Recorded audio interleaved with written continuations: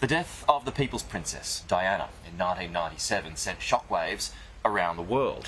The funeral brought London to a standstill, and those involved described the moment it was raining flowers as Diana's coffin was carried to Westminster Abbey. 8 Welsh Guards led Diana's funeral procession, including former Major in the Welsh Guards and Commander of the bearer party for Diana, Richard Williams, who joins us now. Richard, good morning, Australian time to you, good evening where we are at the moment.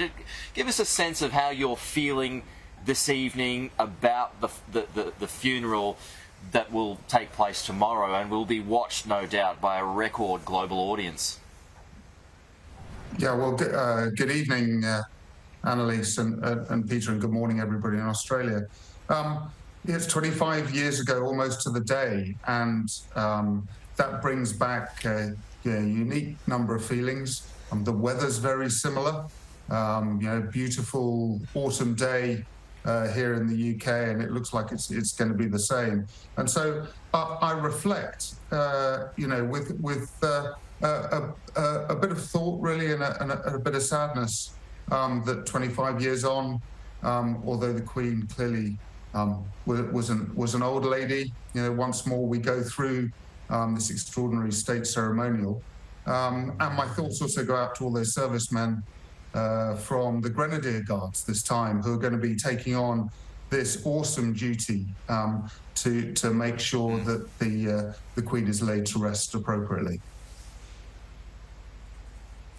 Can you give us a sense, having been in part of this procession before, just the amount of organisation that goes into it, the planning to make sure everything goes off perfectly as planned? We know that the Queen's been planning this herself for decades, leading up to this moment that'll be watched by potentially billions of people.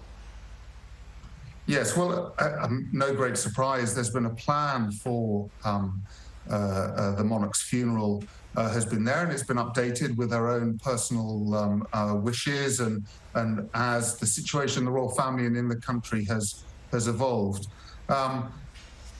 Everybody who has a role to play, whether it was in London or in any of the other countries of the UK, has been busy rehearsing. The moment the sad news came through, the rehearsing started. And if I think back 25 years, the Welsh Guards were actually on operations in Northern Ireland at the time, and the 8 of us were picked up out of a patrol base and flown back for really 5-6 days of really intense practice and rehearsal, because you only get one chance to get it right.